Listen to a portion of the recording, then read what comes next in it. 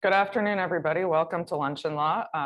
Here to my immediate left is Dr. Skoly, an oral and maxillofacial surgeon in Rhode Island. He's also the chairman of the Rhode Island Center for Freedom and Prosperity. To my far left is Brian Rosner, senior litigation counsel at NCLA. Prior to joining us, he was senior attorney in the office of Robert Morgenthau, Manhattan District Attorney, and he was in private practice for many years before that. I'm Jenin Younes, litigation counsel at the New Civil Liberties Alliance. So we're here today to talk about Dr. Scholy's case against the state of Rhode Island. Dr. Scholly, can you tell us a little bit about what happened and why you're here? Sure, thanks for having me. It's been quite an adventure. Early on this year, the state of Rhode Island initiated a vaccine mandate, and I challenged that mandate and was immediately given a compliance order. I didn't think it would take this long. I thought within 10 days after the compliance order, I would actually gone before my appropriate regulatory body. But because of the emergency powers and the pandemic, the compliance order immediately became an immediate compliance order. Can we go a little bit back? Why did you decide not to get the vaccine? Sure. I had already had COVID, and I did fine with COVID. I lost my taste for a few months, but no long-term sequelae. But my history, I had Bell's palsy a couple times in my life after having had Lyme disease. And my understanding was, and my doctor's understanding was, the vaccine would potentially put me at an increased risk of having another bout of Bell's palsy. I was okay when I had the Bell's palsy as a younger adult, but at this point, I didn't want it to jeopardize my career, and I just didn't want to have that risk when I really didn't need it. I had survived COVID. I had been monitoring my antibodies. I had an antibody titer that was adequate, and I had actually had natural immunity. So the benefit risk ratio for me getting the vaccine at that point wasn't worth it. And you were working throughout the pandemic, as I worked throughout the pandemic. We started, and we actually never stopped. I do a lot of trauma surgery.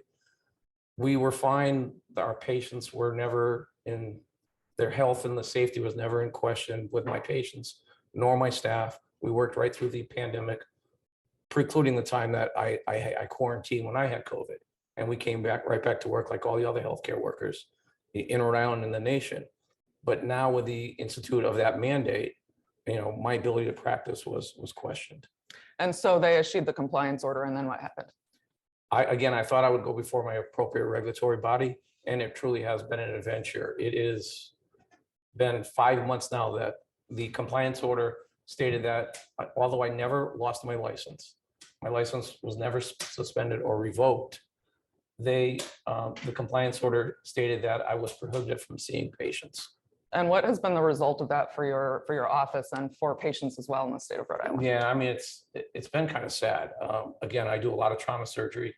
In addition to my office, I do surgery at some of the state facilities, which is interesting because the state is the one that's preventing me from working. But some of the state facilities would be some of the psychiatric hospitals and the Department of Corrections. So in addition to that, I also see somewhere around 800 patients a month. So it's been detrimental to the health and safety of my patients and my staff. So at some point you contacted NCLA and decided to pursue Correct. this in a legal. Correct. I'm very glad I did, but like I said, it's been a challenge. It wasn't quite what I expected. Again, I thought I'd be back working fairly soon, but now it's been 5 months and I haven't seen a patient. Wow. Brian, can you tell us a little bit about, so you're Dr. Scholy's attorney, can you tell us about the legal claims that you've raised and what's been going on with that? Yes, Dr. Scholly contacted us in November of last year.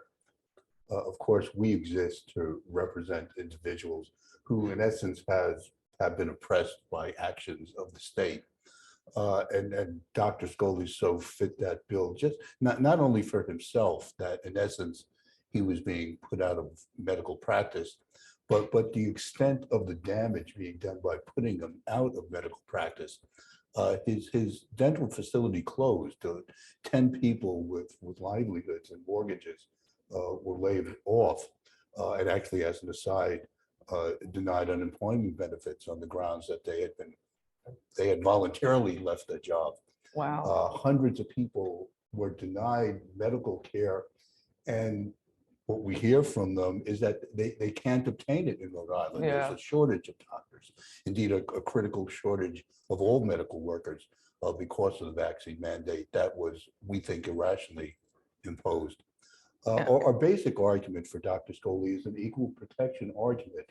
Although a vaccine mandate has been imposed in Rhode Island, there were medical exemptions created, very narrow ones, into which Dr. Scholly did not fit because of his Bell's palsy.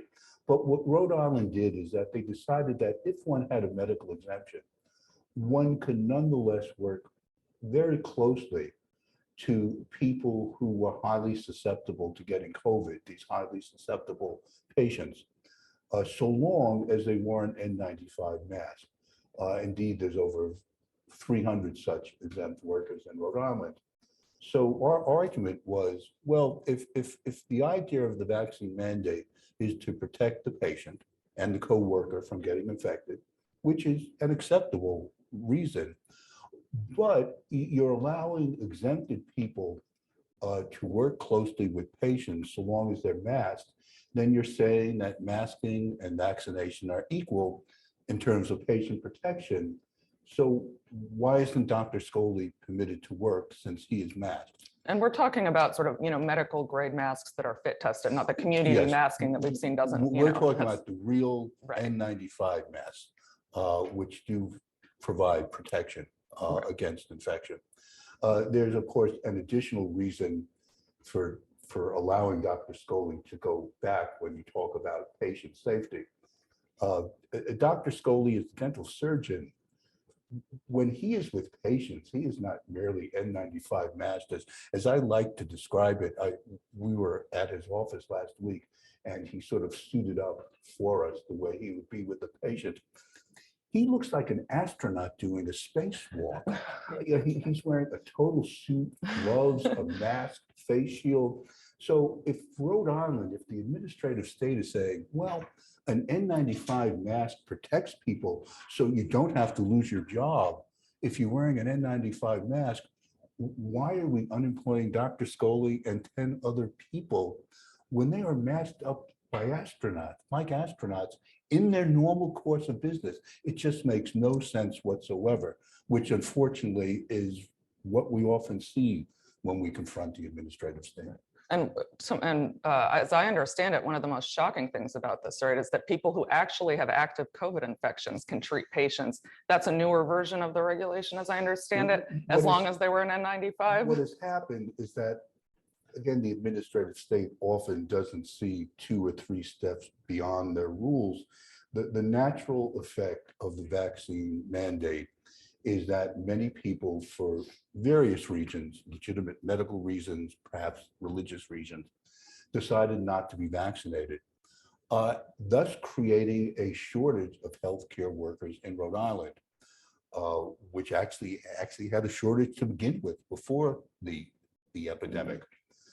It has gotten so bad that the Rhode Island Health Department decided that they would allow COVID-infected healthcare workers to be in close physical contact with vulnerable patients so long as the COVID-infected were vaccinated. So in a choice between allowing a healthy masked Dr. Scholly, Naturally immune, and a COVID-infected worker, the state says the COVID-infected worker may work and keep his employment, but Dr. Scholly needs to have his practice suspended. It makes no sense to us. And to give you a visual on the heightened universal precautions that we've entertained forever, and obviously with the pandemic, they were heightened.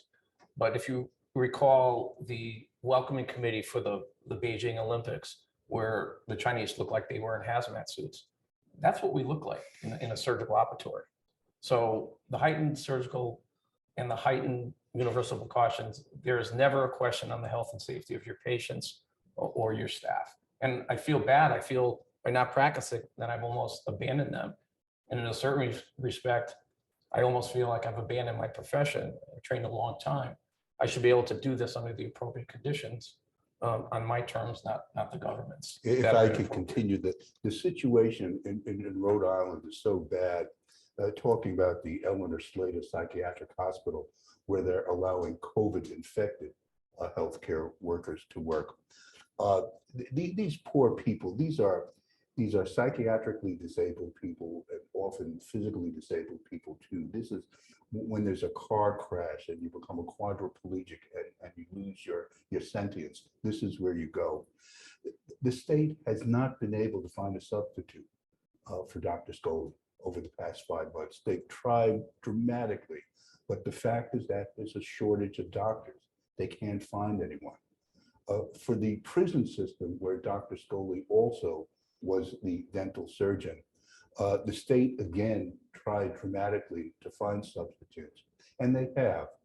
They found doctors which they're flying in from Indiana, they're flying in from down south, they're putting these doctors up, they're bringing them in, they're putting them up in hotels for one night a week, costing tens and tens of thousands of dollars.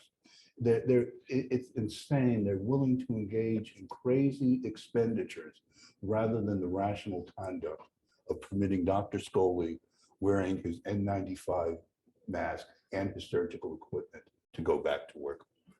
Let's talk about the natural immunity issue for a little. I understand that's not really the basis of your claims here, but NCLA has had some other cases involving that, and it's obviously part of your claim. So as we understand it, natural immunity is as good as the vaccines, correct?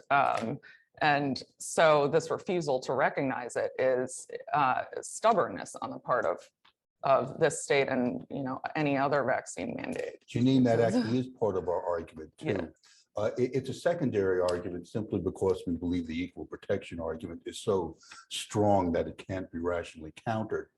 However, there is a due process claim involving natural immunity. As was mentioned, Dr. Scholly is not an anti-vaxxer. Indeed, he got a shingles vaccine just last week. He has a legitimate medical reason for being concerned about the COVID vaccination and the relationship between the vaccination and a reoccurrence of Bell's palsy.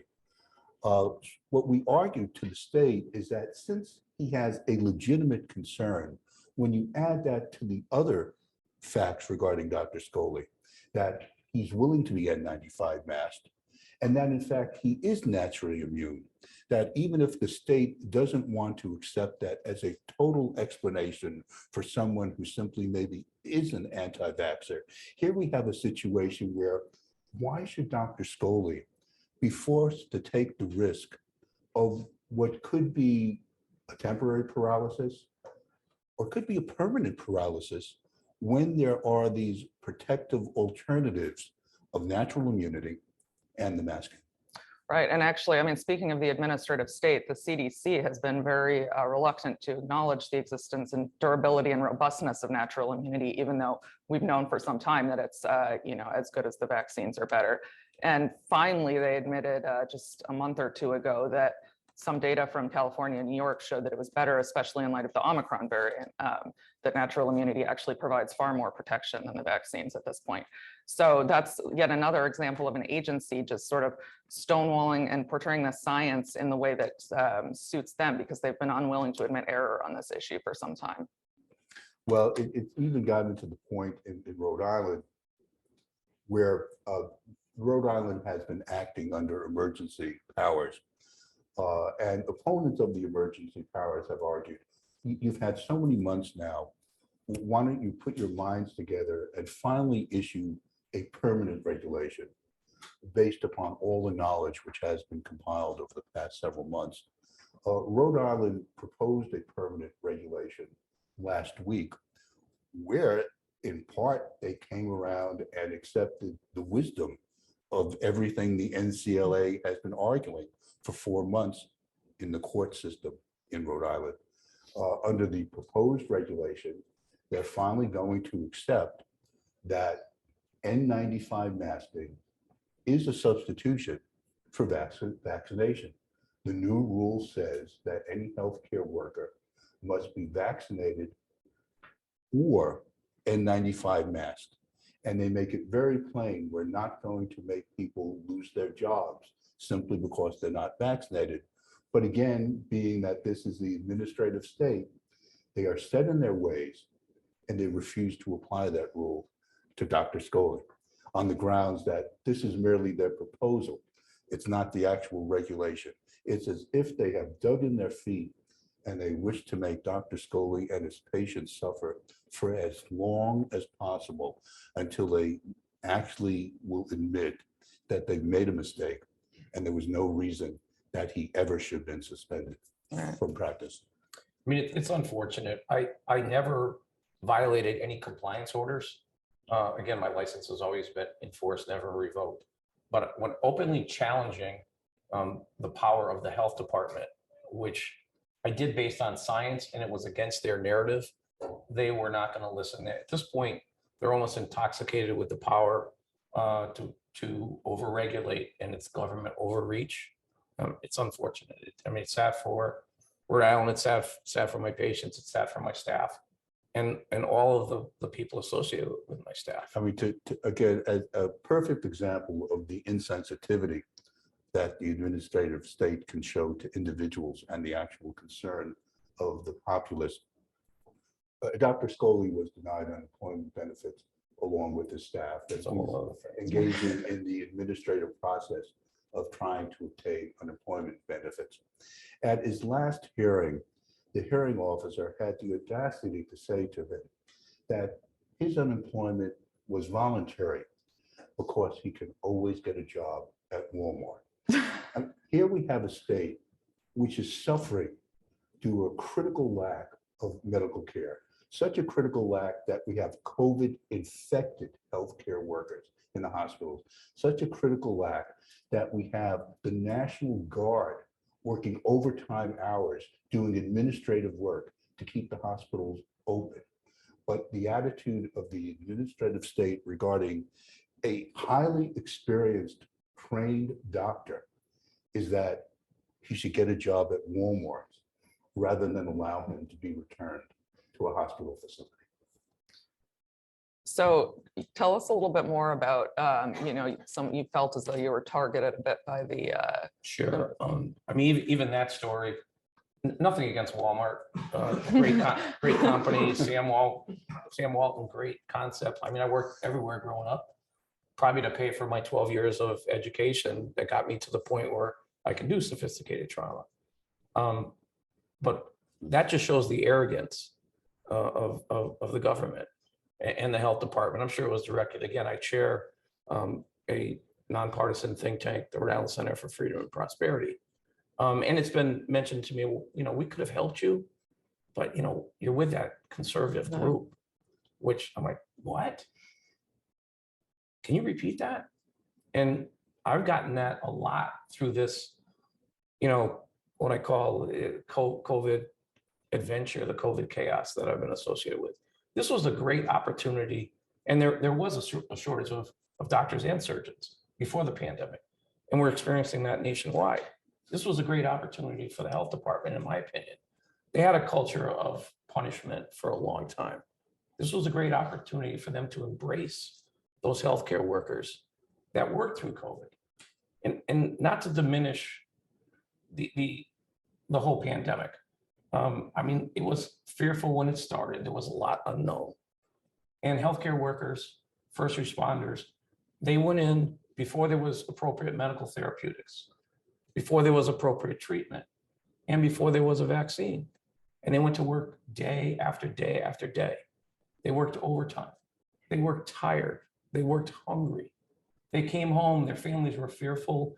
In the winter on Rhode Island, they would strip their clothes in the garage because of the fear factor, and then get up and go to work again and again and again. And they were heroes. And then once the mandate started, well, we don't need you anymore, or we have another agenda, we have another narrative, so you can't work anymore. That's shameful.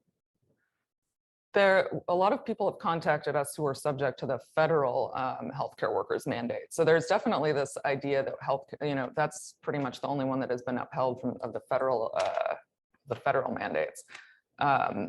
So there is certainly an idea that healthcare workers need to be vaccinated, but a lot of them got COVID early on, and that's one of the reasons they don't want to get the vaccine. Yeah, and again, I'm not an anti-vaxxer. I worked for USAID over the years. I've been vaccinated probably more than most people. And again, I had a recent shingles vaccine. I get the seasonal flu vaccines. I'm certainly up to speed with my immunizations. Because of the history of the Bell's palsy or the facial paralysis that I had as a result of Lyme disease. And the fact that I have acquired immunity and I have an antibody titer against the COVID-19 protein, I don't need to take that risk. And I'm as safe as you said. In fact, there are some studies that COVID survivors in some studies around the world are 5 to 27 times more protected than a fully vaccinated person.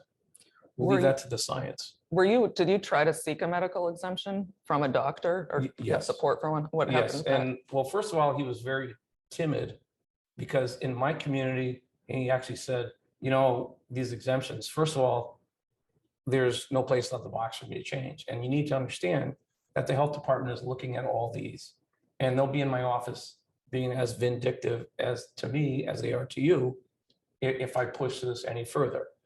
And in Rhode Island, the Department of Health was utilizing the CDC medical exemption form.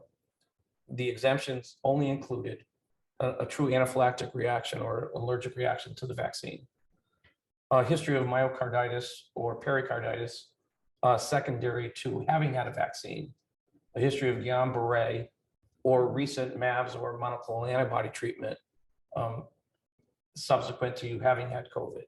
There was no box to check other. And this is what is promulgated from the CDC, and this is what the Rhode Island Department of Health used. So there was no place for me to get a medical exemption. So Brian, let's go back a little bit to the lawsuit. So you filed a complaint and moved for a preliminary injunction and a temporary restraining order. Yes, we initially moved for a temporary restraining order. That was denied on the grounds. Maybe we should explain this since the whole audience might not be lawyers. Oh, okay. A temporary restraining order is a kind of relief which at the very beginning of a case, a plaintiff can go before the court and argue that the harm being done is so extreme and the deprivation of rights are so clear that you can decide right now to prevent an actor from doing a certain thing. In our case, preventing the actor, Rhode Island, from suspending Dr. Scholly from practicing medicine. The court thought the evidence was not sufficiently clear when we first presented it to her. So she set a hearing for what is called a preliminary injunction, which basically concerns the same issues of the rightness or correctness of the claim, the harm being done to the community, and the immediacy of a need for a resolution. Except it's set for a fuller hearing where there's a greater opportunity and greater notice to present evidence. That hearing is now scheduled for 2 weeks from now on March 15th, when we will be presenting evidence regarding much of what we've argued today, particularly in the area of equal protection, that if the state is admitting for a future regulation that masking is the equivalent of vaccination, why not apply it right now and get Dr. Scholly back to work rather than waiting for the actual enactment of the future regulation? And before you had NCLA's representation, you had other lawyers, right? And you tried to pursue this in an administrative context. In an administrative context, consistent with the rules and regulations in the state of Rhode Island. And that's why I was kind of stunned by that, why it's taken so long. Normally, my licensure is overseen by the Board of Examiners. Whenever there's a complaint, I would be for that body within 10 days, and there would be either some recommendations or some remediation. I would have some option. That regulatory body has been prohibited from listening to this case. It went right to the Department of Administration because of the executive orders, and their response was, well, this is all new. We're basically kind of making it up as we go along. And I had no alternative but to continue. And also, if I might add, as a legal matter, the opportunities for redress in this administrative hearing is very limited. It's a hearing before a hearing officer, not a judge, who has no equitable powers. So in fact, the statutory law is very clear that she could not order a correction of the wrongs being done. One of the issues that I believe you had to deal with was there's a doctrine that says that the same case or the same issues can't be dealt with in a federal court and an administrative or state court at the same time, right? And Yeah, how did you? it's a doctrine called Younger Exemption. And just as I think someone once said that patriotism is the last refuge of scoundrels, Younger Exemption is the last refuge of state administrators when they have no legitimate argument to justify what they're doing. Younger Exemption is a deference doctrine, which basically says when one has begun to proceed in a state court or similar hearing in a very serious matter, which is typically defined as a criminal matter, which could result in indictment and imprisonment, or a matter regarding a state judiciary. There have been attempts to expand that definition into a broader civil category to basically cover any kind of litigation, which is what Rhode Island is trying to do here.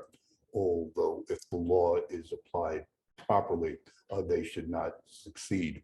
The doctrine is to, you argue that a civil case is, quote, quasi-criminal. And indeed, certain civil cases can be quasi-criminal. If a person is running a pornography shop, the state can decide that instead of prosecuting for pornography with a prison sentence, they can bring a civil proceeding to simply close down the business. That's what a quasi-criminal proceeding might be like. But that doctrine really has no relevance to what is occurring here. And I think another thing we've seen, and it's sort of a general issue in litigating these COVID matters, is that the law is constantly changing. So there's always a new executive order, something's expiring. So you have to constantly change the briefing, which happened a lot in this case, as I understand it. Again, and that is occurring right now. As I mentioned, Rhode Island has recently proposed a new vaccine mandate, which largely accepts the arguments that the NCLA has been making, that an N95 mask is the equivalent of vaccination, so that therefore people should not lose their jobs if they're willing to be masked. And that is really such a dramatic admission. I've always suggested to people that at some point someone is going to write an article in a year or two saying, where was the judiciary?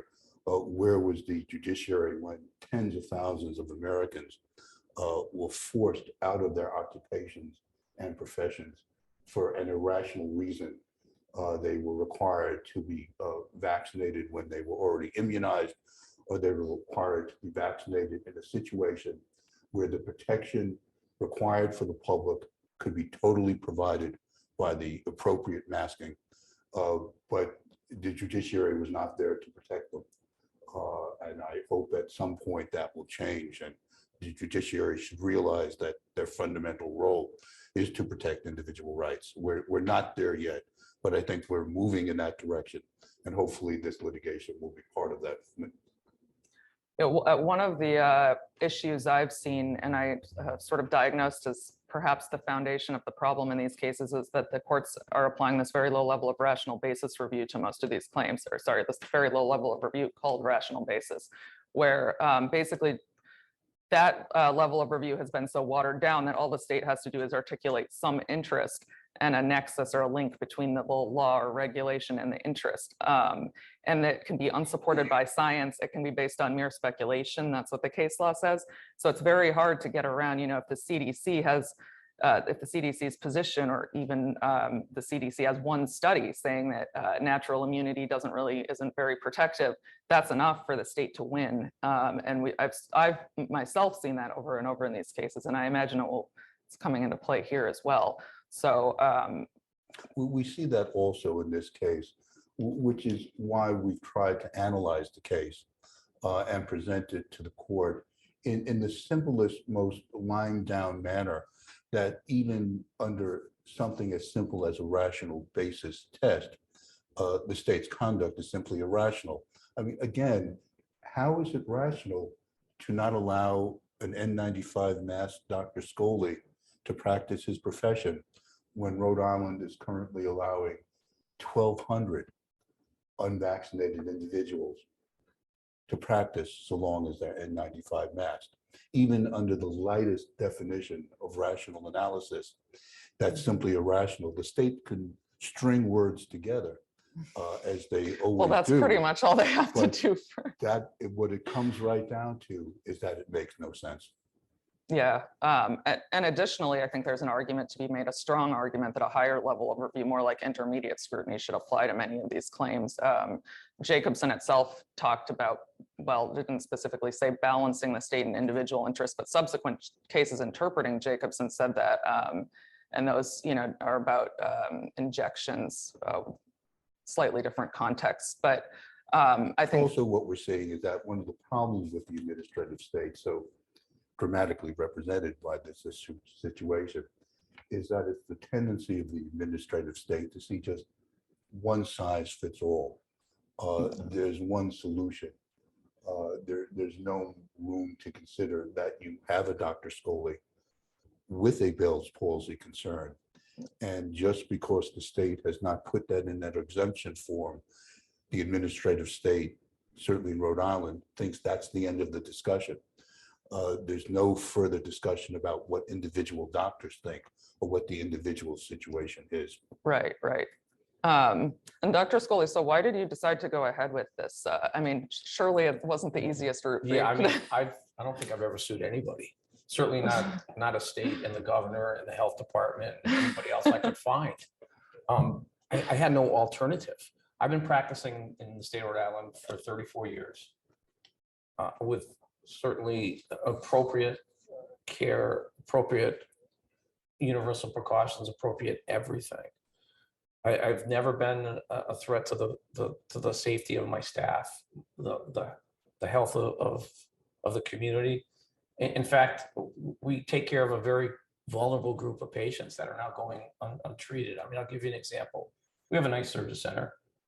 You can bring in large striker gurneys into my office from some of these facilities that are special needs facilities.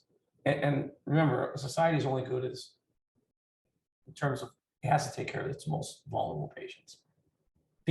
Shortly before I stopped practicing, one of the patients came in. I remember the staff and myself literally picking them off their gurney to place them in the surgical suite. They had no arms and no legs, and they needed a procedure done. There's not a lot of people around doing those types of procedures. And these are the people, there's actually a list at Eleanor Slater Hospital of people being denied medical treatment that we're presenting to the court, that Dr. Scholly is ready, willing, able to do it. And he's been prevented due to this irrational rule. Wow. I mean, we have patients calling the office every day. And this is also an opportunity for, I think, the health department and public health policy people. Go back and revisit your Hippocratic oath. You're there to protect the patient and do no harm. They're actually doing harm here to an extraordinary level. And I had no alternative but to continue to seek additional legal recourse. And I do wish to say one thing, that we've been denigrating the Rhode Island Department of Health.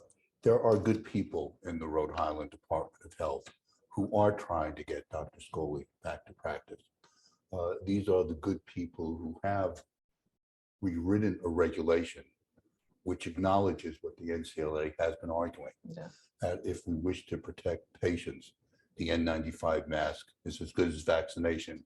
So get these people back to work. But unfortunately, with the administrative state, you have dead enders with the power to just engage in the obstruction that we're seeing now. And that's what we're fighting in this litigation. What has been the state's response? I mean, you make such compelling arguments, obviously. What's their position? The state's current response is, well, and again, the state's current response. I mean, I was once an attorney for the state. In fact, I was an assistant district attorney. And I remember there would be times that we had cases that we just thought we were wrong. And we wanted to confess error.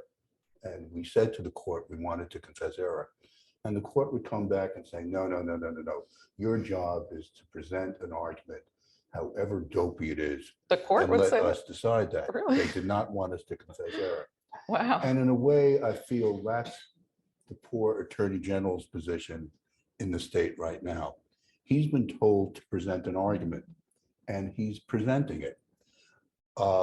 It doesn't really make very much sense. It's unfortunate that the Attorney General in Rhode Island doesn't have the capacity to look at a situation and admit error.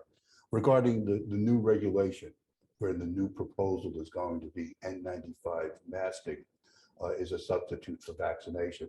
This is for the attorneys in the audience.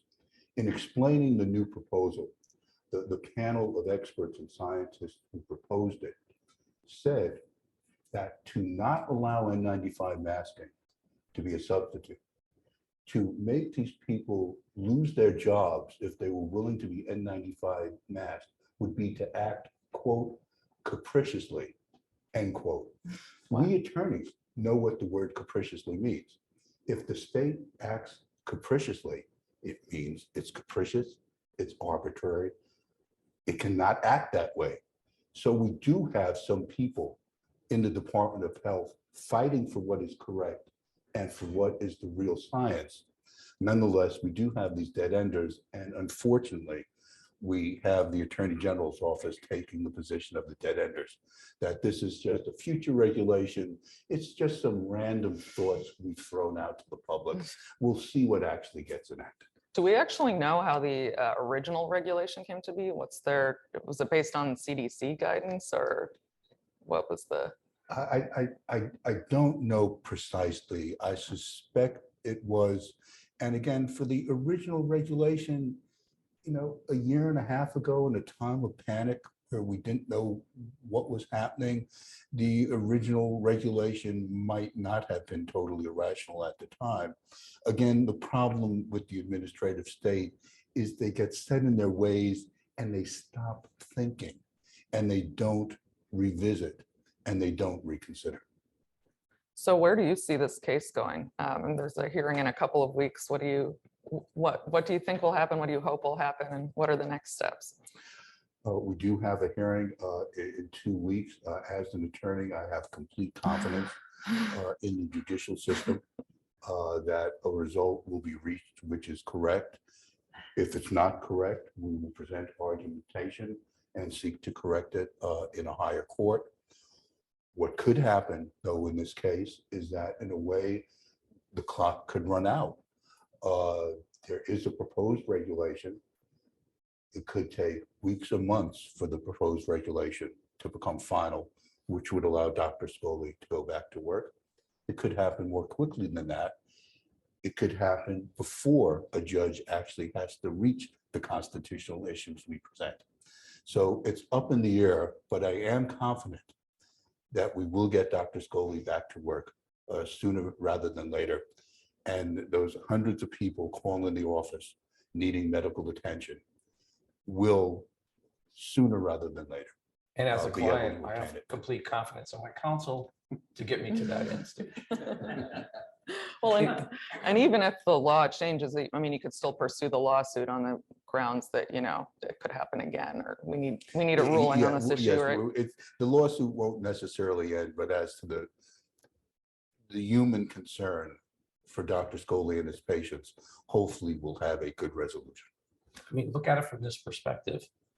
The proposed rules to be promulgated with masking is the same way I practiced through the whole pandemic. And I actually even practiced with heightened precautions. And I can't tell you how much it so angers me that the bureaucrats, the administrative state, who are preventing Dr. Scholly from practicing now, when the pandemic began, they were sheltering in place in their home, afraid to go out, while Dr. Scholly and his staff were out there continuing to administer to the needy and those who need it. I think we're going to move to questions and answers. Well, just a question for Dr. Scholly from folks here in the audience. Just want to know, Are you getting feedback from other doctors? I know you went to the doctor, there was a timid response, but is there a larger community of medical professionals that you're in touch with, that they're contacting you? And if so, what's their reaction? Absolutely. The answer to that question is absolutely. Not only in Rhode Island, not only in the United States, but all around the world. I have colleagues that I've worked with there that are following this case. I have people in the U.S. Armed Services that are following it because of the overreach of government. And I had one gentleman pronounce that, he's not working around the world to ensure freedom, for countries that he's been in, when you can't even get freedom in this country, or personal responsibility or choice. And again, what we're doing is based on science. And again, I understood the fear of the initial pandemic and the reluctance to do anything to put the population in jeopardy. But when you start to follow the science and the evolution of this pandemic, we really need to revisit what we did. And I think it's important that we revisit, because going forward, let's say there's a pandemic where there's another virus and maybe the morbidity and mortality is not as mild as a COVID-19. You've lost the trust of the public. And I think your ability to manage and to get an appropriate algorithm for something that's going to be more, hopefully not, but something that might be potentially more devastating, we need to revisit it and have an appropriate algorithm. And I think that's a challenge for healthcare policy people in this country and all around the world. So a follow-up question that someone online submitted is specifically about your licensure. So a couple of times you told us your license was never suspended or revoked, and yet somebody that isn't the governing body that you normally are licensed by came in and is preventing you from practicing medicine. Can you talk a little bit about how those two, you feel they should play together, and what you think is wrong about what happened here to you? Sure. Again, and that is correct. My license has never been revoked or suspended. If you go on all the websites for the state of Rhode Island, I have an active license for oral and maxillofacial surgery, and we also have an anesthesia license. But the compliance order issued by the governor's office and the Department of Health said that I was prohibited from seeing patients. We reviewed that extensively before the NCLA was involved. Apparently, it's okay for me to do telehealth, or I could also work for an insurance company, but I didn't train to do what I do to do that at this particular time. Normally, to answer that question, normally I would have gone before my regulatory body. My regulatory body is prohibited from hearing this case. The regulatory body that The does board- this on the a state of- routine basis. Yes, the Board of Examiners for the state of Rhode Island is the one that issues my license and the one that can revoke it or have any kind of remediation. When we initially looked at this, I'm like, well, okay, if I practice without a vaccine, will I get fined? Because that's in the regulations. And I'm like, oh, how much is it? If it's $100 a day, I'm fine. If it's $10,000 for each patient, I'm not so fine. But we never got to that point. I've never been granted that appropriate hearing. That is normally the standard operating procedure for my licensure. Rich. I have a question about what happens further down the line. I would not be surprised if eventually the state says, well, never mind, our regulation is adopted. And I understand that you would hope to keep the case alive so that you can at least get the court to say they shouldn't have done this. But beyond a slap on the wrist, it would seem to me that something is owed for the fact that you have been denied a livelihood for the last 6 months. What possible way is there for you to get any sort of damages or attorney's fees, if anybody knows the answer? I really haven't focused on that. My primary focus right now, get me back to work to do what I do so I can take care of the community and take care of my patients and the vulnerable patients that I might not have seen yet. I guess that would be part B. But in light of that, when I went to the unemployment office, we had an issue with the staff. Again, the unemployment regulations promulgated by the Department of Labor and Training actually said we voluntarily quit because we didn't get the vaccine. I'm like, wow. So All of The your other- staff didn't get the vaccine? Is that? Some of my staff did. Some, Now, my staff actually is not regulated by a regulatory body, so they don't even fall under those rules and regulations. I went to the Department of Labor and Training out of principle. Like I said, I've been licensed for 34 years. I've been paying into the unemployment system for 34 years for my staff and myself. I just wanted to get $100 once to say that I got unemployment, and I can't even get that.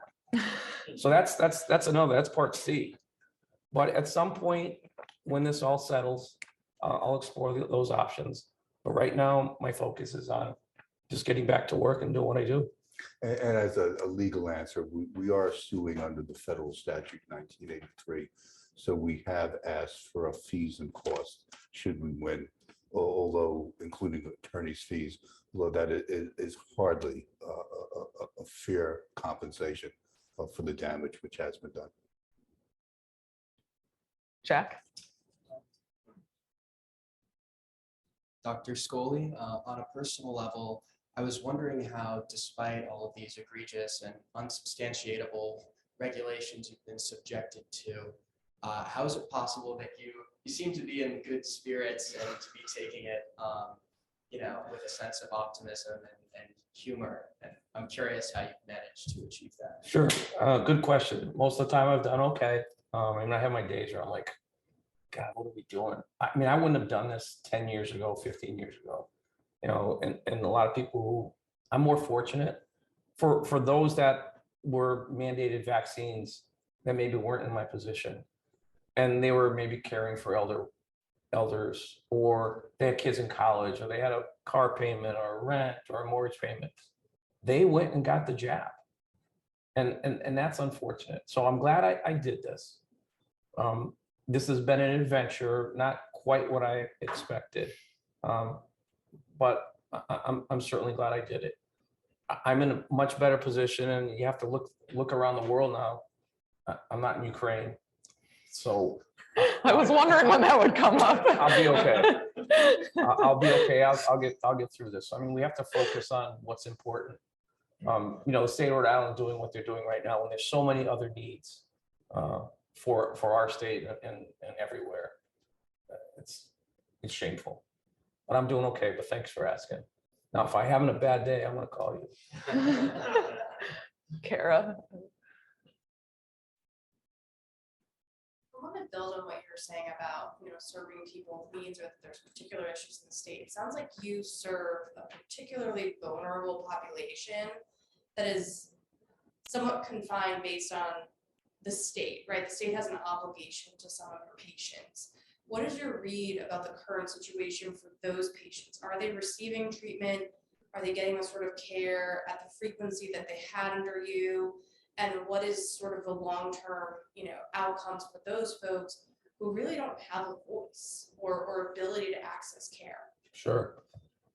I'm sure some of those patients in an emergency situation are going to hospital level care, which is really not what you want to do when you can avoid that. Prophylactic treatment and preventive care is much more effective. So I'm sure some of them, the most needy, are getting some level of care. When I moved to Rhode Island, there were 48, 49 oral surgeons in the state. We now have about 12 oral and maxillofacial surgeons, of which I'm Wow. one who is not practicing anymore. Wow. That challenge is kind of nationwide. It certainly, reared its head in Rhode Island. And then it was made worse by this self-inflicted wound of this mandate, which, it affected me, but it also affected the lifespan system. From what I'm understanding, is another 2,000 employees. So the healthcare system is challenged. In terms of those at the ACI, which is the Correctional Institute of the prison, and the different hospitals, I don't know the exact numbers, but I know that my colleagues are telling me, when are you coming back to work? We have a list of patients. When are you coming back to work? This is ridiculous. And again, I'm going to go back to work under the same terms and conditions that I've been working for 34 years in Rhode Island. Doesn't make any sense, but that was the challenge we faced.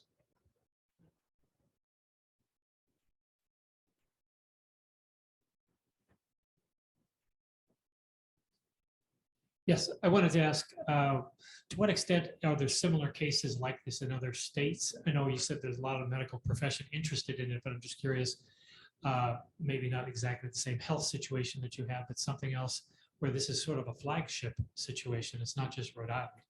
Sure. As I said, I had colleagues sending me information, and fortunately or unfortunately, now that I'm not working, I've had a chance to research a lot, and people are sending me everything. So I'm looking at it. But I saw one case at UCLA Medical Center where the anesthesiologist who refused the vaccine was taken off the facility on a helicopter on the helipad. So I'm sure it's existing elsewhere. I know in my particular state, some people, rather than opt this battle, just retired. Not only physicians, but nurses and ancillary people, rather than subject themselves to this, they just retired. They left the workforce. I actually know somebody who contacted me who is a maternal fetal medicine specialist, and he's very similar situation. He does like high risk deliveries, and he didn't want to get the vaccine because he also had natural immunity. And one of the 4 hospitals at which he worked, Beth Israel, would not allow him to deliver babies. So, he's the guy they brought in when everybody was, everything was going wrong. They didn't have anybody. And so I don't know who this is benefiting, these sorts of policies. John? So both my law school roommates were from Rhode Island, so that's why I asked this question, which is, did you piss anyone off in Rhode Island? I mean, it's a really small place, and it has sort of a vendetta type thing. Is there anybody out there? Because it does seem to me this is absolutely Kafkaesque, and the only thing I can think of is that there's somebody you annoyed. That's a complicated question, and the simple answer is yes. Oh. Again, in this case, I was completely transparent. I saw the mandate, and I challenged it unsuccessfully, and then was issued a compliance order and completely complied with all the compliance order. Over the years, I've been active. I was the first healthcare advisory chair for one of the healthcare committees going back 25, 30 years ago. I've spent some time doing public policy. I've been in Washington before. I've been in that space and been in that arena. About 10 years back, I did a documentary called Fixing America with my partner in that, Steve Laffey from Fort Collins, Colorado. I touched on medical policies, but we touched on other things, and I've continued to do that. I actually have a small production company that we do appropriate advertisements, and we challenge the government when it's appropriate. Now that I'm with Mike Stenhouse from the Center for Freedom and Prosperity, we do the same thing, and we have some media exposure, and I haven't been bashful about this. People should have the ability to have personal responsibility and some freedom and not be treated unfairly. I mean, we still live in America. So it's political. I think it's got some component to it. Well, when you exclude any rational reason for what is being done to Dr. Scholly, something invalid is all that remains. I'm not running for office. I just want to get back to work. We have another question from one of our online viewers, and this one is about the question of mootness. And are we looking at a situation where by the time we get a chance to make an argument that everything is going to blow over and we'll never have a chance to actually address the issue? How does that work? Our online viewers want to know. And is that an issue, and how do we plan to address it? I suppose that's a legal question. Mootness, of course, is an issue because of the circumstances. And should the situation occur, it will be addressed based upon whatever the facts are. Of course, the argument against mootness, or rather the argument that a court should continue to review a matter, even if the actual case has been resolved, is that it is the type of case which will repeat itself and continually not be resolved because it tends to end before it can get to a higher level of judicial authority or even a low level of judicial authority. So we are aware of that problem or that issue. Because if, depending on how it resolves it, it's good or bad for the particular client, and it will be addressed when appropriate. Brandon online has a question for Dr. Scholly about whether, Brandon wants to know, did you ever approach the press and what kind of response did you get? And how have you been treated by the media in Rhode Island and elsewhere? The press actually approached me when I just issued through the Center for Freedom and Prosperity a press release saying I was going to openly challenge the vaccine mandate. I've had mixed media reports from the press. The Providence Journal has been somewhat reticent and somewhat quiet on it. I've probably seen more media exposure nationwide from our local paper. But there are other entities that have given me some media exposure on this and have treated me fairly. And I think most of my colleagues have treated me very fairly. And I'm just looking forward to getting this done and seeing what happens next. I probably have another documentary brewing, but that's okay. I posted the link in our chat. Anyone who wants to see it, a link to the documentary to Fixing America. You need to check that out. Timothy online has a slightly different question, and that is, as a medical professional, as a doctor for a long time, can you explain to us what does science really mean to you, and how has it been distorted? What is the word? How has the word changed from your perspective? And how is it being weaponized by these bureaucrats? Sure. I mean, science is great at telling you what's happened in the past, and looking thousands of years. Scientists are also great at telling you what's going on right now. Scientists aren't any more of a greater prognosticator than anybody else because of nature. Infections, natural immunity, that's been around forever. One of the great little places to look, go look at George Carlin 30 years ago, talking about germs. There's a lot of science in that. And science needs to, and if one scientist is looking at a study here, he might be looking for a certain result. Another scientist might be looking for a study with a different result over there. There needs to be corroboration and a way that it's more reliable and predictable and trustworthy. And we haven't done that in this pandemic. And I think political systems, for lack of a better word, have weaponized it so that they can see how far they can control, probably its citizens or a group of people. They're conditioning, especially the young kids with masks in school. We know even in Rhode Island, I mean, the judge said masks are harmful, but yet in Rhode Island, kids still have masks. I mean, it's about to change. That could have changed a long time ago. So now the scientists have to look, all right, masking, what do we do to the children? What do we do to their development? What do we do to their social and cognitive skills? And then the economists will say, okay, what do we do to the GDP? What do we do to our economy? Was it worth the risk? But then you also have to temper that with what's the really morbidity and mortality? And is it any different than some of the other diseases?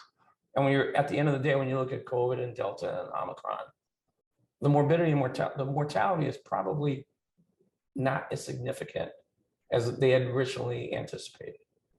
And hopefully we never see anything like that again. But we need to be prepared for that. Like I said, if the citizens and your population needs to trust people, it wants to trust the government and healthcare policy people in a pandemic. And I don't think right now I think it's going to take a long time to earn that trust back. The word science has basically been used to mean the opposite of science, the way it's supposed to be. It's the religious adherence to masks and everyone getting a vaccine without respect to any nuance or anything like that. So are we taking more questions, or are we?